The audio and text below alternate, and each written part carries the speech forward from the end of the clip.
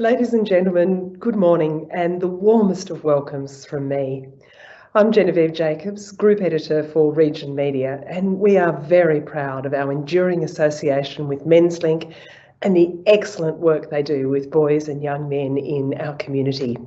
I'd like to acknowledge that we meet on the lands of the Ngunnawal people, the traditional owners of this place. I recognise their ongoing custodianship. I pay my respects to elders past, present and emerging, and any other elders who may be present, and I commit myself to ongoing acts of reconciliation. And on that, I think we have Auntie Violet Sheridan with us today. Hello, Auntie Violet. Thank you for all your generous commitment to this community and its young people. It is a privilege to know you, to work with you and to be your friend. We have many special guests with us on this early Canberra morning, among them former Australian of the Year and Menslink Ambassador Lieutenant General David Morrison AO and former Australian of the Year Rosie Batty AO, the ACT Minister for Health, Families and Community Services Rachel Stephen-Smith, our Attorney General Shane Rattenbury and ACT Minister for Mental Health Emma Davidson are here too. Also with us from the Assembly, Ministers Rebecca Vassarotti and Chris Steele and Speaker Joy Birch, the Leader of the ACT Opposition and Shadow Attorney General Elizabeth Lee and Shadow Ministers Mark Parton and James Milligan and MLAs Leanne Castley and Peter Kane. The member for Canberra, Alicia Payne, joins us, as does former Chief Minister and Senator for the ACT, Gary Humphries, and our Chief Police Officer, Neil Gagan, and his senior officers. And that list alone gives something of an indication of the depth and breadth of Menslink's support across this community, and the immense energy and sheer determination with which Martin Fisk and his board work for this cause. They're supported by some very generous donors, many of whom also join us today. And, you know, I've long said that Canberra is much closer to Cootamundra in some ways than Sydney, and you all prove it. The community spirit is so strong in this place and it crosses all barriers and all boundaries. At the same time, in this apparently safe and wealthy city, the need is significant. But because of that community spirit, so is the potential to gather up and help the young blokes whose lives are headed off the rails. And of course, that's where you all come in. And we are so delighted to have you with us, even more so as the pandemic makes it so much more complicated. You'll hear shortly from some of the people who are working really hard on ensuring that that effort continues through these strange and challenging times. And we have, of course, a spectacularly special guest, someone with enormous resilience, grace and wisdom and a deep investment in mental health. Our keynote speaker is the Chair of Beyond Blue and former Prime Minister Julia Gillard. But I'd like now to introduce the Chair of the Menslink Board, Michael Battinelli. Thank you, Genevieve, for your introduction and kind words this morning. It's my privilege today to welcome over 1,000 guests to the 2021 Menslink Business Breakfast broadcast event. Welcome to our sponsors and friends from ACT Government, the ACT and Region business sector, our community of volunteers and members, and many of a shared interest in the wellbeing of young people. This morning we have the great honour of hearing from a very special keynote speaker, the Honourable Julia Gillard AC, who will be sharing a powerful perspective of leadership, mental health and resilience. Her passion and commitment to education and equity for young Australians has and continues to be inspirational. We're grateful for her presence today. Menslink is built on the partnership and generosity of Canberrans, our principal partners and sponsors. Their enduring support has ensured the growth of Menslink services and programs, reaching a 20-year milestone in this coming year of 2022. I also want to acknowledge the ACT Government and its extraordinary time and to acknowledge and thank those in the frontline services doing what they do through the COVID pandemic. But for Menslink, it's for their sustained support from the beginning and the following principal sponsors for their many continuous years of commitment. They are ACT Policing, Capital Chemist, Geocon, Icon Water, Lennox Volkswagen, the Snow Foundation, Southern Plumbing, the Canberra Raiders and Win Television. And to our growing community of major sponsors who feature on the Menslink website and here today, and all those who donated this morning, I say thank you. I've been asked to share my insight into how a community service organisation such as Menslink offers counselling, mentoring, education and awareness programs that can make a life-changing difference to young men across the years 10 to 25. My career as an educator has spanned almost 40 years, half of that as an ACT secondary school principal. My first involvement with Menslink occurred many years ago when they reached out to support tragic and challenging circumstances in the school I was principal at. As both teacher and principal, I was aware of the turbulent journey many adolescent boys travel and the enormous efforts of my colleagues and schools that were made every day to support them. This is not to say that young girls don't have issues, but the prevalence of boys with major social and behavioural issues at that time was growing and a major disruptive challenge in our schools. Menslink at the time provided free male counsellors that specialised in working with young men and understood how to connect and talk about the personal and relationship problems they were having. It's not easy for young males, and for older ones for that matter, to discuss their emotions. The impact was encouraging, and I knew that this service had the potential to change behaviours, male cultures, and the lives of those young men and their families. Menslink also extended to larger groups of young men through the Canberra Raiders Win TV Silence is Deadly program. I saw this in action. When presented to an entire male cohort of a school, the key powerful message was to shift the male culture from one of conflict, being tough, isolation, to one where there was a sense of caring for your mate. Beyond the school context, I came to know of the amazing mentor program that Menslink offered. Caring and trusted men across the region volunteer for 2 years to look out for and mentor a young lad who needs a solid mate, solid male role in their life. Today, many of those young men are the strongest ambassadors of Menslink and will tell you what a difference their mentor made to their life opportunities and their future. Many of them are actually in our audience today. I joined the Menslink board because I knew this organisation made a huge difference to many young men and their families. I'm proud to be part of an organisation that focuses on male culture that becomes positive, embraces community, and also the business partnerships of Menslink that provide service to young men in crisis. Some years back, Rosie Batty, former Australian of the Year and our 2016 Business Breakfast speaker, also held a workshop for us ACT principals the afternoon before the breakfast. At the close of the very engaging workshop, she was asked the question, what is the one thing we need to do in schools to help young boys? Her one request is we commit to shift the culture of negative male behaviour to one that is positive, forgiving, caring and resilient. I know my education colleagues are doing their best to shift any negative behaviour of males in schools, but it is in partnership with community, Menslink and other support groups that we can work collectively to create the greatest long-term impact. Menslink is also a story of people on the ground. And as I close, I want to thank many of those people.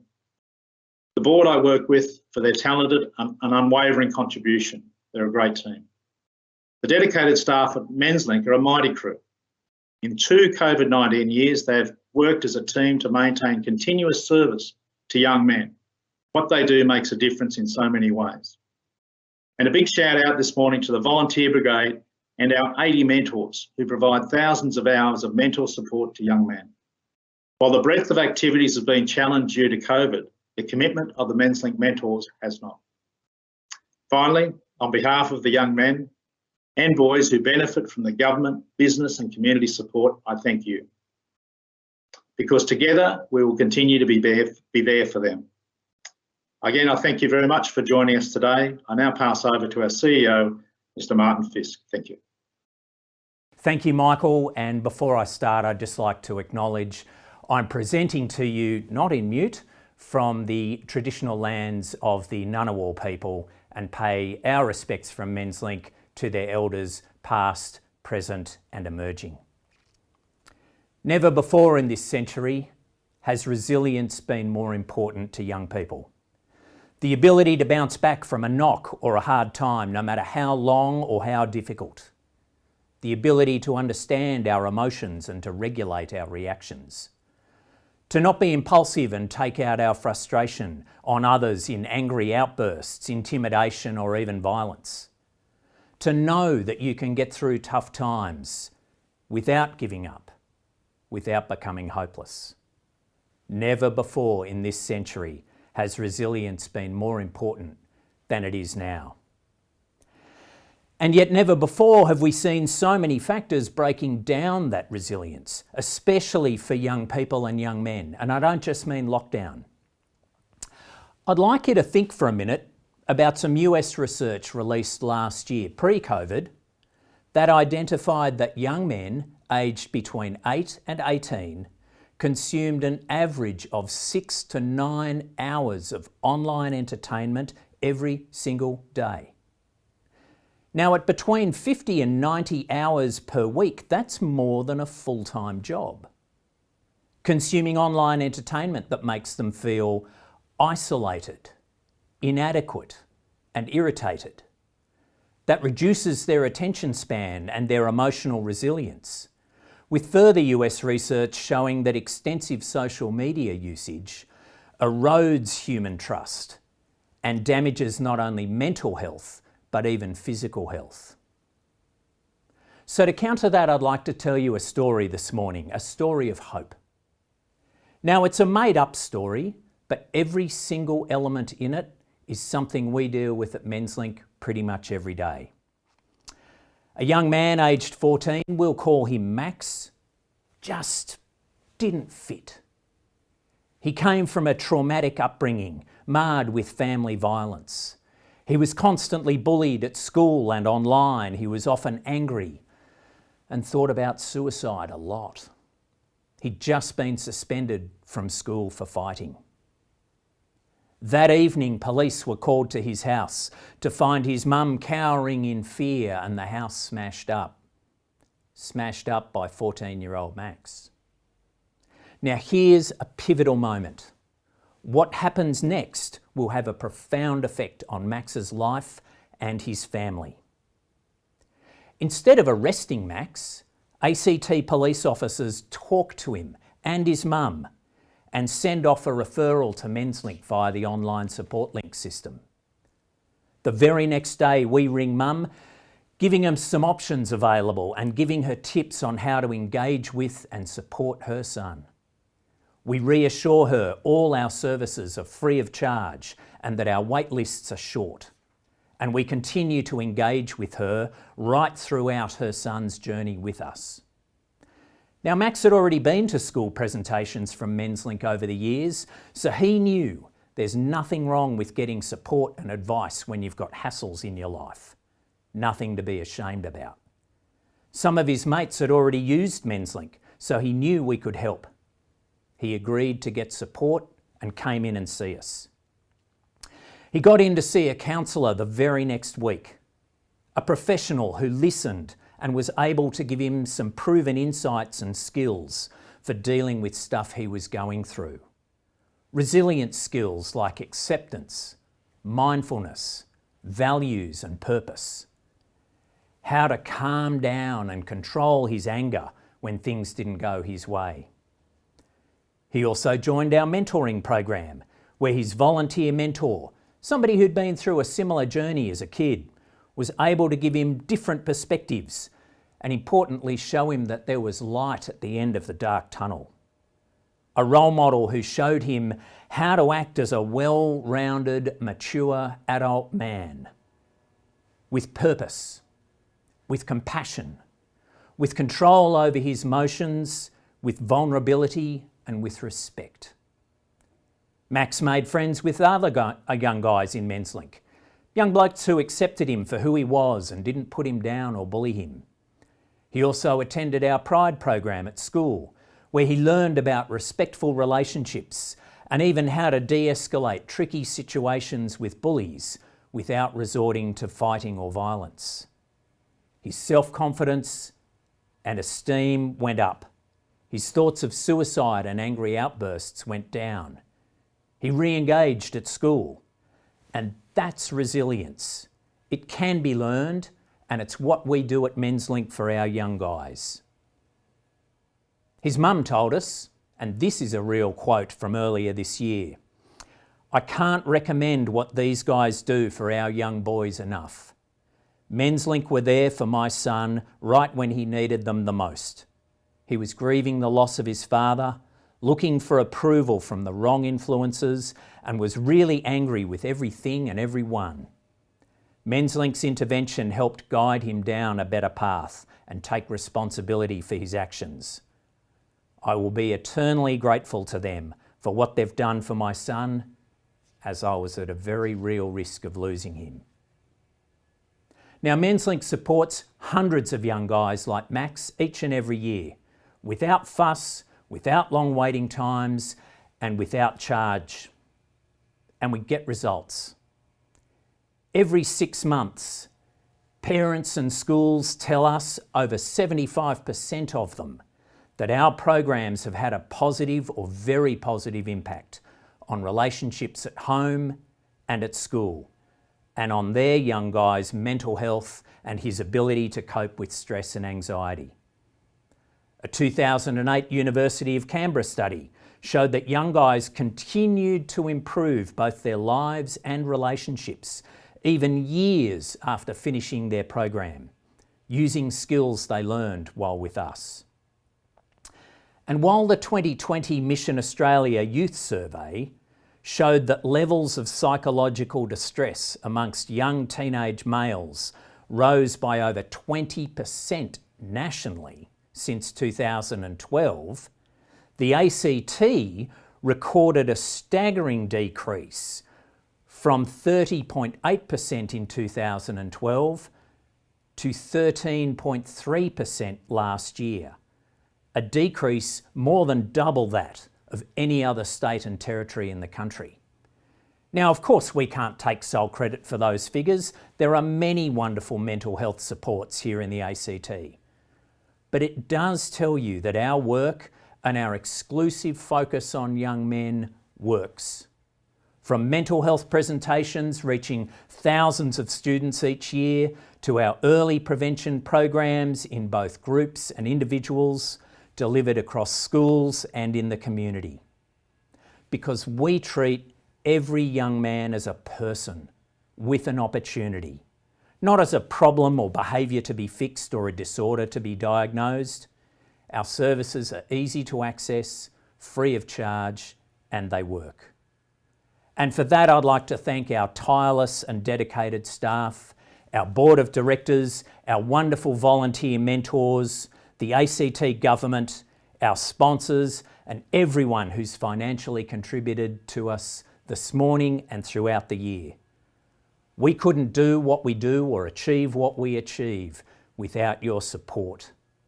And I think in current times, importantly, as we come out of lockdown, our experience last year showed us that's when demand will really peak.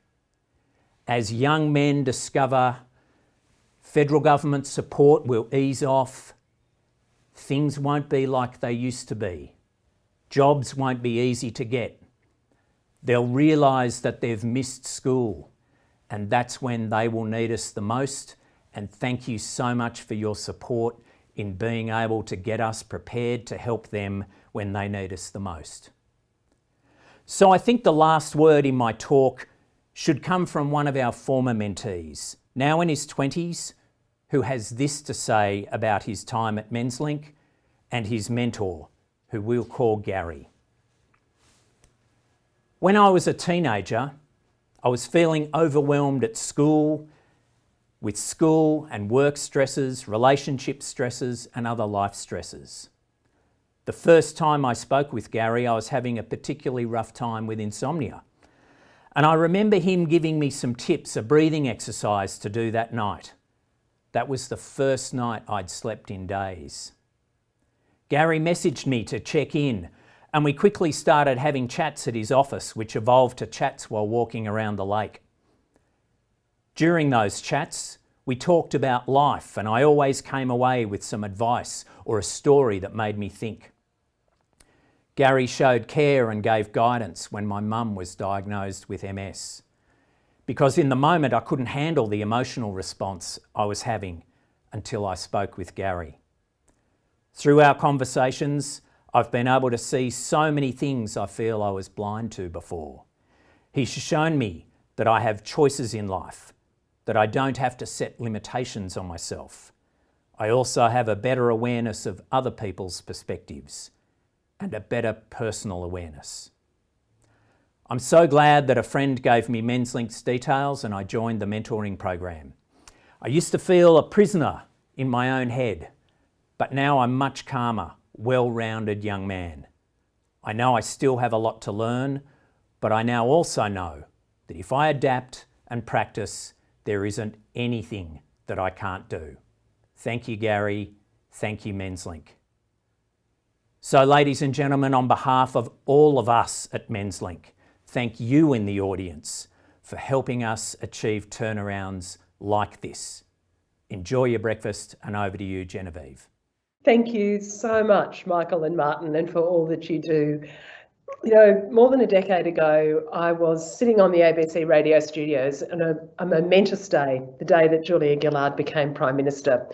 Much excitement, much drama, much talkback, and we heard that someone in Canberra had run up some commemorative T-shirts combining the redhead matchbox image with the "It's Time" slogan. And I can recall vividly saying to my producer Jolene, look, I'll get the show set up for tomorrow. You nip out, get us both one of those T-shirts right now. I don't care who you vote for, this is history. And we were here in Canberra when it happened. Now, I note that the National Museum has recently accepted a donation of Robin Archer's cardigans, so I reckon I'm on a winner and they'll know where to find me when they next open up the collections fund.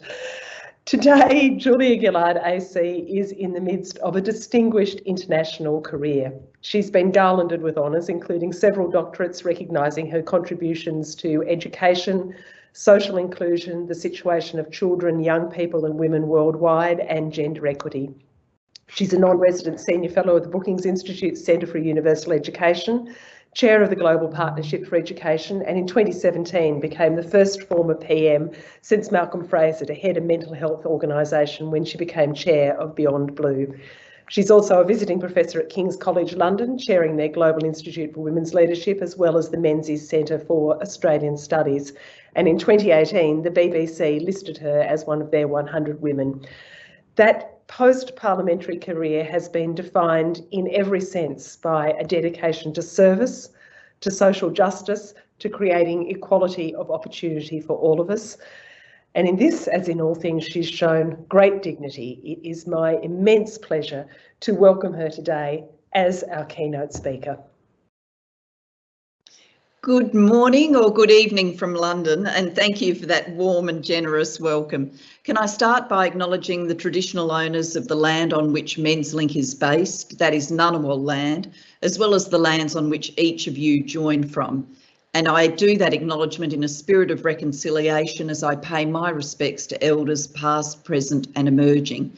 I'm sorry I can't be with you in person, but as you are all acutely aware, in the era of COVID, even the best laid plans must be quickly redrawn, and I am pleased we can still come together virtually today. We are living through an extraordinary period in history. In years to come, it will be studied by scholars as a pivotal moment in time that changed the world as we once knew it. The history books will be delineated by two distinct eras, life before the pandemic and life after it. It's not hyperbole to say that the social, economic and mental health aftershocks of this seismic event will be felt for generations to come. But some generations will bear a greater burden than others, and that is what I want to explore with you today. The psychological impact of this pandemic and its aftermath on our young Australians. I know that this is something everyone connected with Menslink is deeply invested in, as we are at Beyond Blue. Ensuring we nurture young people and help them thrive is a moral and national imperative, because our country is only as healthy and robust as the health and well-being of those who will inherit it. Today, I will outline what we have seen at Beyond Blue through this period of crisis and how we are supporting young people. And I will offer some suggestions for ways in which you can continue to show leadership by providing wisdom, support, and a steady hand to shepherd the young people in your lives through these difficult times. I want to start by taking you back to the early months of last year. In some ways, that feels like a lifetime ago. In others, it's as if it were yesterday. For Beyond Blue, 2020 was our busiest year on record. It began with the devastating summer bushfires, which saw increasing levels of distress in the community and a surge in demand for our services. Then the pandemic hit and we were bracing ourselves for tens of thousands of COVID-related deaths as we watched in horror the crisis deepening around the world. We set up a Coping with Coronavirus thread on our online peer support forums, and it received 7 times the traffic a similar thread on the bushfires received earlier in the year. With so many people seeking our help, there was no time to spare. We were given Commonwealth funding to set up the Coronavirus Mental Wellbeing Support Service, a dedicated digital site and phone line to provide free, round-the-clock advice, counselling, referrals and online support. We built the service from the ground up and it went live 8 days after the Prime Minister announced funding. Since launch in April 2020, there have been more than 1.4 million visitors to the site. More than 1.1 million people have visited our peer support online forums. Demand for Beyond Blue's counselling services was up 53% in the year to September, compared to the year to September 2019. Right now, demand remains high, up 53% in the past year compared to pre-pandemic levels.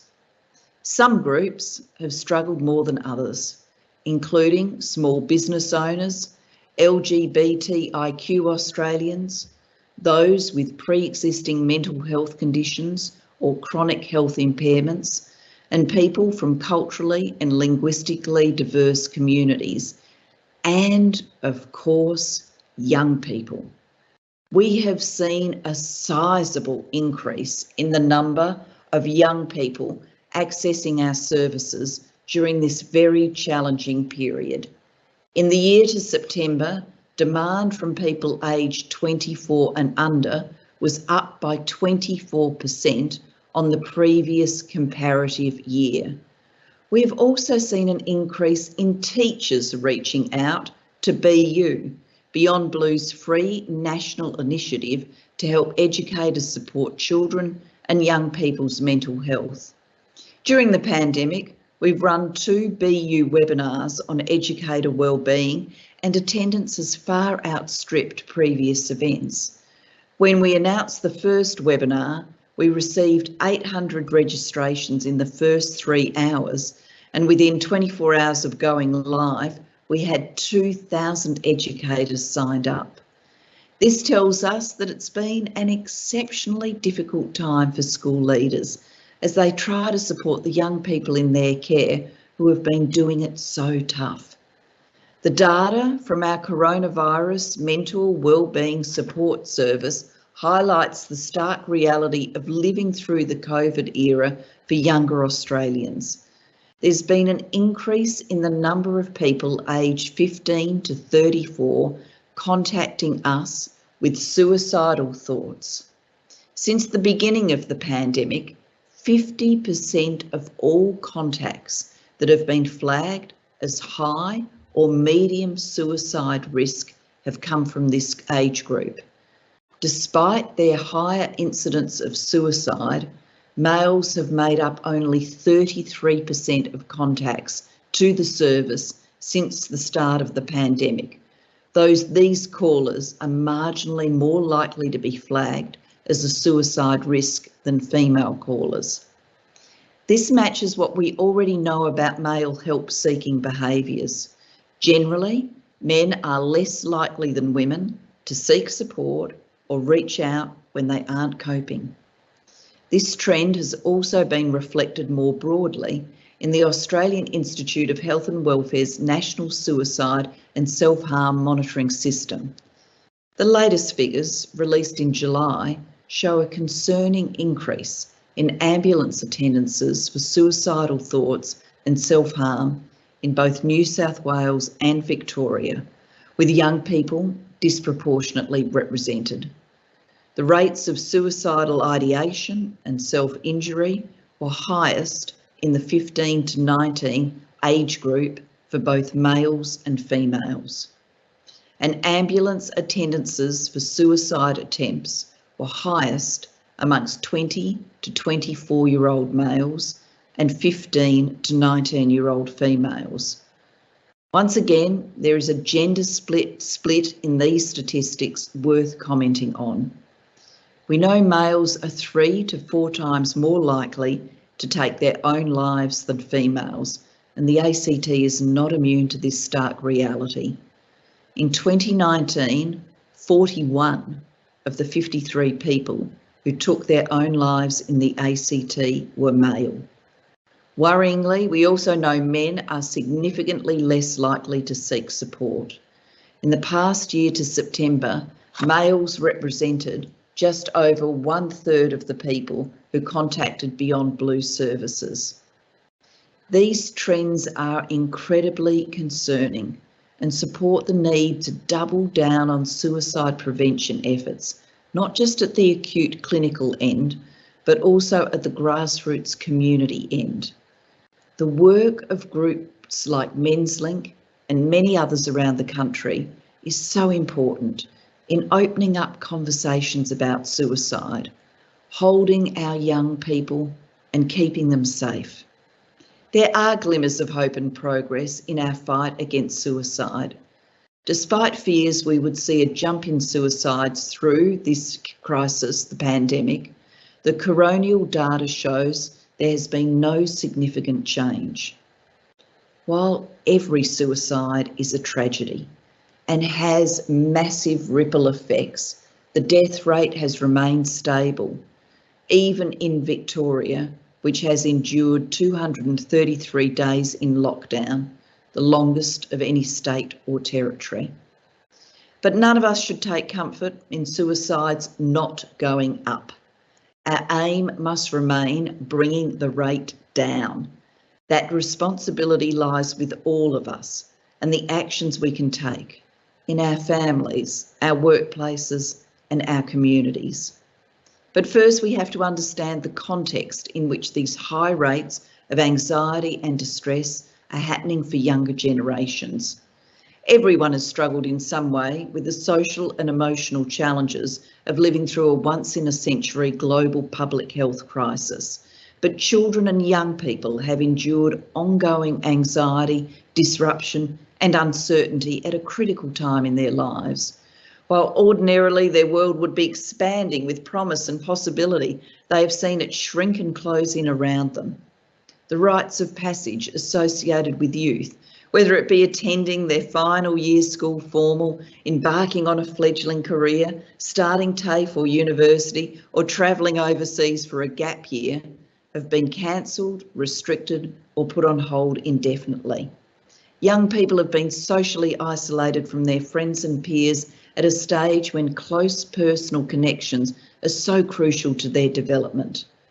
Between the ages of 10 and 24, peer acceptance, social connectedness, and high-quality friendships are strong protective factors against mental health problems, and they foster resilience.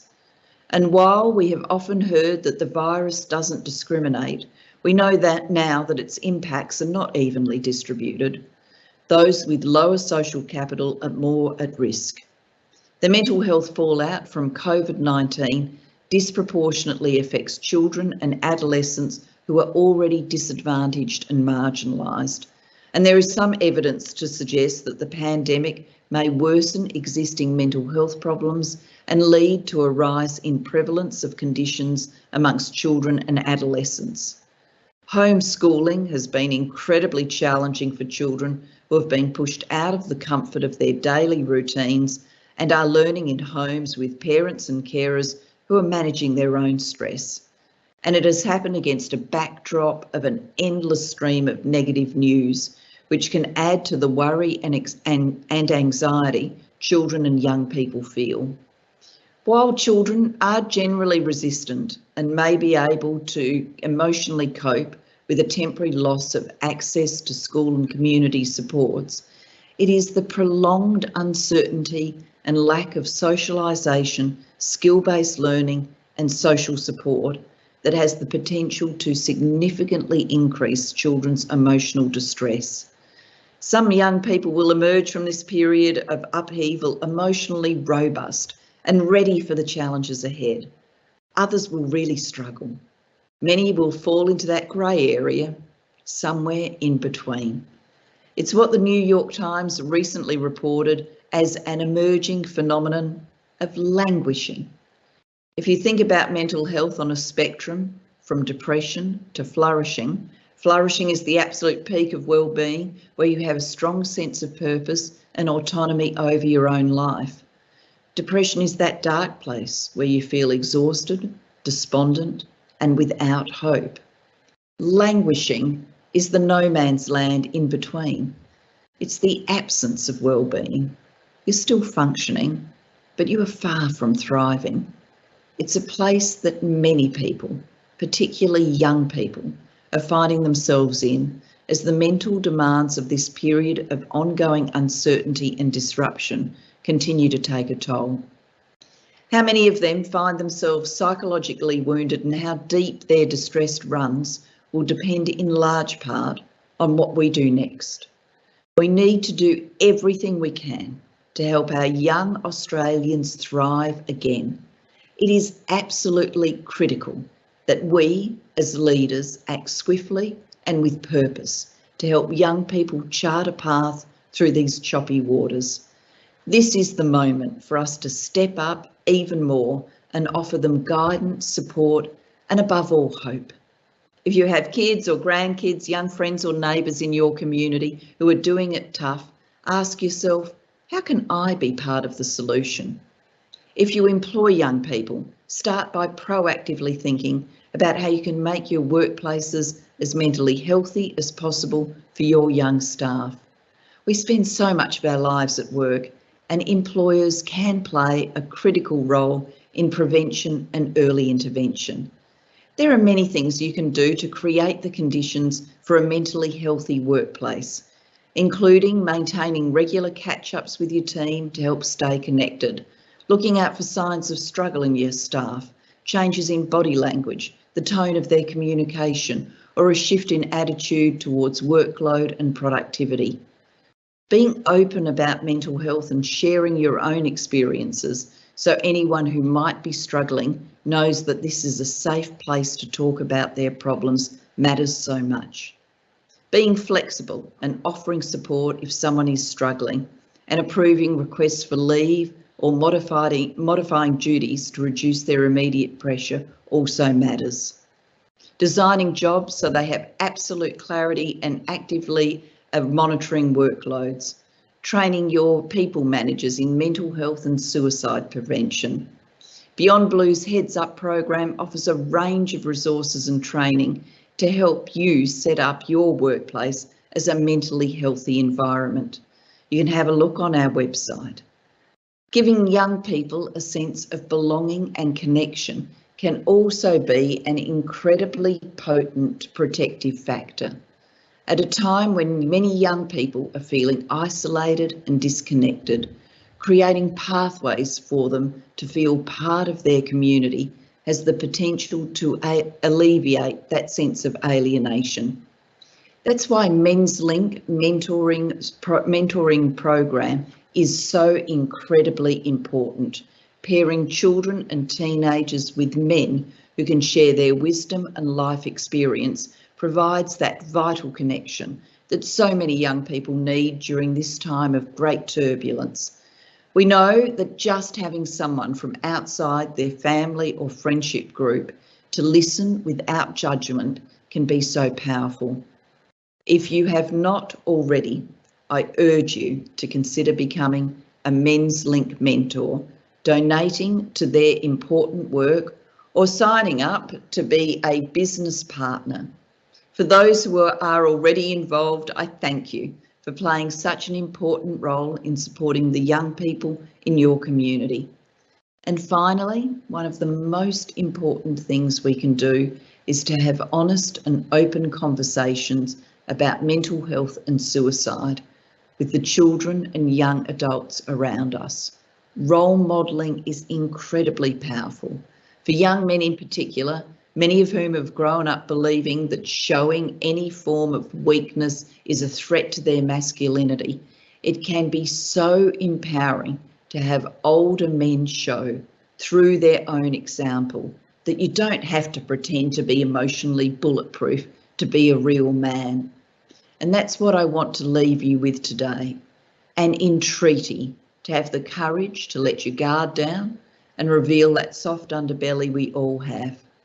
By sharing our own challenges, we can ease the mental burden by showing young people that it's perfectly normal to have times of struggle. It sends a clear message that the internal suffering we all experience is not something shameful or out of the ordinary. And in these difficult times, there is nothing more important or powerful than letting our youngest Australians in particular know that they are not alone. Thank you for your attention, and Genevieve, back to you. Julia Gillard, thank you so much. It's been marvellous to hear your thoughts and to share your experience. You've said in the past that resilience is a muscle. It gets stronger the more you use it. I'm wondering if you'd share with us what lessons have stayed strong inside you about how to just keep walking and to get on with it. Where and how did you learn that? Well, Genevieve, I grew up the daughter of a psychiatric nurse, so I guess I in some ways had a special upbringing. I grew up a long time ago in the 1960s and 1970s, and it wasn't common for people back then to talk about mental health. They were the days of so much shame and stigma surrounding mental health issues. But because Dad was a psychiatric nurse, we had to talk about mental health. You go to school, what does your dad do? Oh, he's a psychiatric nurse. So I think that instilled in me from early on that you can talk about mental health, you can think about your own mental health, and that there are things that can be done if people are experiencing difficulties, that this wasn't something that you had to hide away. And I think that understanding from my childhood helped me when I went through, pressurised times, difficult times during my political career. So I was always quite thoughtful about what I needed to do to keep myself as resilient and as healthy as possible, both physically and mentally. And I think those coping strategies did help me get through. I think it's always great to hear lessons from our parents and things that we've carried throughout our lives. Some of us are, though, better equipped than others, whether through nature or nurture or lack thereof. And of course, you mentioned that young men in particular are less likely to reach out for help. And that capacity to know that you need help is part of being a resilient person, to say, okay, it's getting too hard and I need to reach out. How do you think we grow that sense of reaching out being part of mental good health? How do we make that happen? I think we can do a lot of analogies here with physical health, and I think one of the messages we've really got to translate across is that just like in physical health, early intervention makes the biggest possible difference. And so if you're worried about something in your life, or you're worried about the state of your own mental health, you don't have to second guess, third guess, try and self-diagnose. Just reach out and ask. And it's, at Beyond Blue, we're fond of the saying, it's never too early and it's never too late to reach out for help. So, if you've found something, as women, for example, we're taught to do regular breast checks. If you found the smallest change or smallest abnormality, You wouldn't, I don't think these days, spend weeks and weeks and weeks puzzling about that. You'd go to the doctor and you get it checked. And many women who did that would then be told, it's fine, don't worry, it's nothing to worry about here.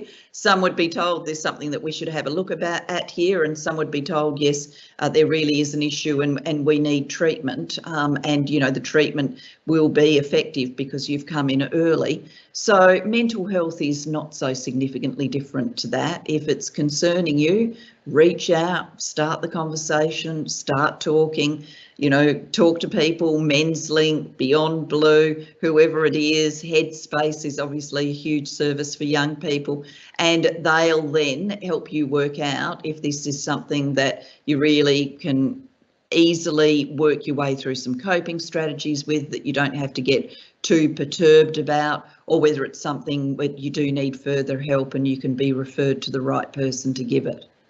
I think it's a very interesting observation that for a long time we've had this strange divide between mental and physical health, where one is seen as something secret, perhaps we don't want to admit, but we wouldn't hesitate to say, I've got a broken arm, my ankle hurts, there's something going wrong with my hearing. It's a strange dichotomy we've established.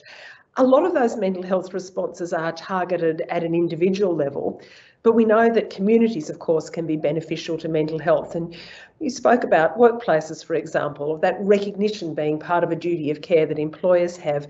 Do you think there's more we can or should be doing to help build whole, resilient communities, both now in lockdown and especially as we come out of lockdown? But what are the priorities for us all as a community together? I certainly think that healthy communities and good mental health go hand in hand, and all of the research says that. I mean, as human beings, and this is what's been so difficult during the pandemic and is continuing to be difficult now for so many Australians during lockdown, is ultimately people need people.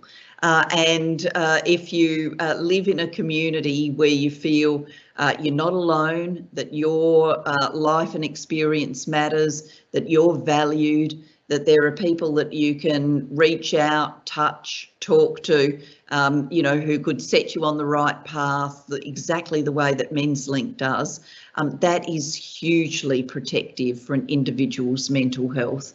And so I think urging the community to be involved in mental health provision is vitally important. We shouldn't ever give the impression that, you know, mental health is about only the clinical end. Of course, we love our clinicians and the clinical end is really important, but there's a lot of protective work that can be done in communities.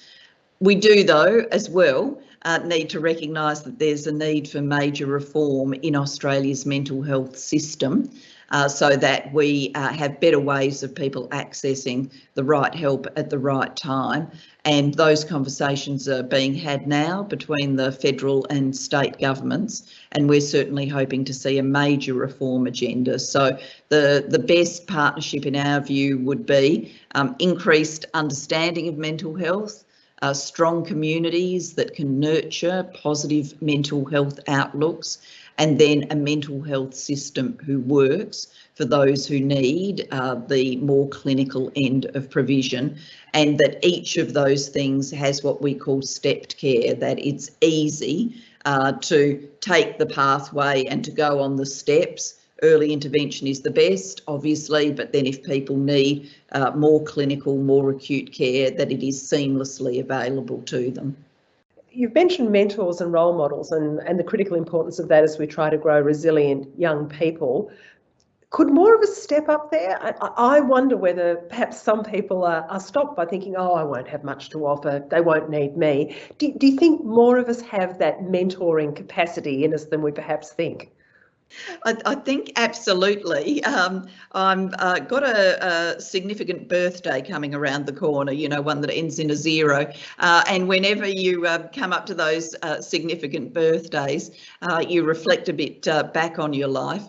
And, you know, honestly, I think at the end of the day, those of us who have been through a few significant birthdays can offer mentoring and advice. Just really, because we've lived so long. And if you've lived a life, it's inevitably had some ups, some downs, some tougher times, some easier times. You will have, you know, done things wrong, worked out you've done them wrong, worked out a way to do them better. You know, we're all in this world having lived and gained knowledge and context. And that's what mentoring is about, sharing that knowledge and context that has been won through the years of living, sharing it in a compassionate and kind way, sharing it without judgment, in the hope that by doing so, people don't necessarily have to take every misstep we've ever taken in our lives, that they can learn from those experiences and get on with their lives better able to cope as a result. And, you know, I look in my life, I've benefited hugely from people who have mentored me in formal and informal ways, but just to live through experiences that they could share with me, and the very sharing of the experiences mattered a lot. Much of the narrative about your career has had a gender lens. You defined yourself as a practical feminist. I'm wondering why you think that gender equity matters equally for the young blokes whom Menslink helps.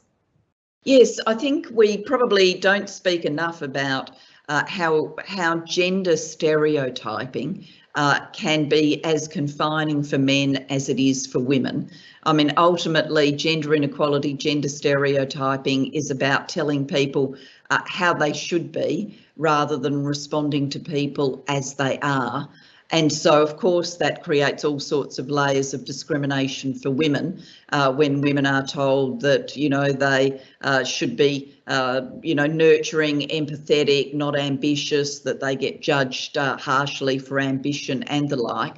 But it is equally confining for men who receive, you know, often subliminal messages through our culture and context, that being too kind, too empathetic, too caring, showing too much of themselves, being too vulnerable, that these are things that don't go hand in hand with masculinity. And I think our culture still has a lot of those messages embedded in it, and that's incredibly confining for men.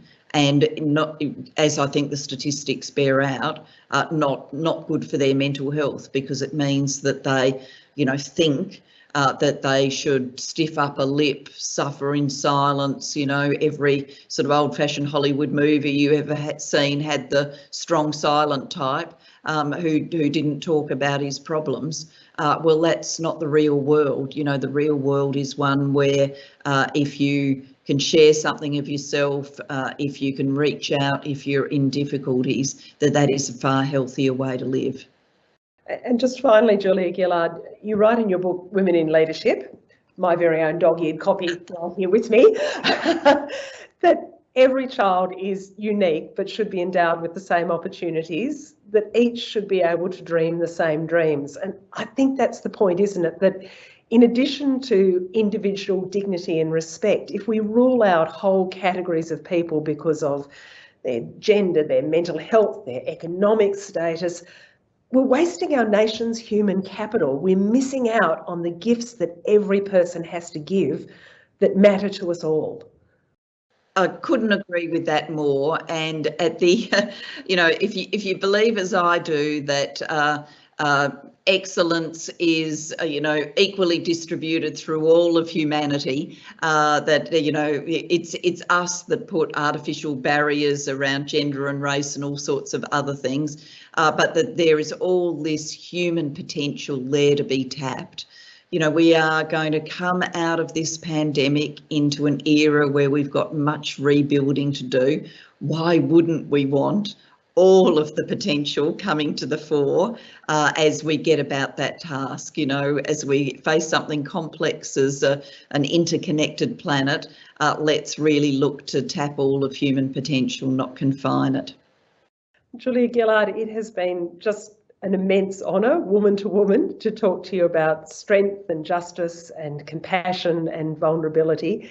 Thank you so much for sharing your commitment with us, your commitment to mental health and wellbeing, and for helping us to help the young blokes whose lives we can change as a consequence. It's been a great honour.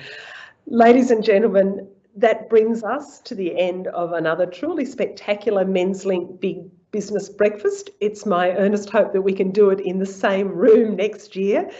And Marty Fisk, after Julia Gillard and your run of speakers over the last few years, I am at a bit of a loss to know who you'll pull out of the hat next time. I wonder whether both the Dalai Lama and Her Majesty should be checking their diaries.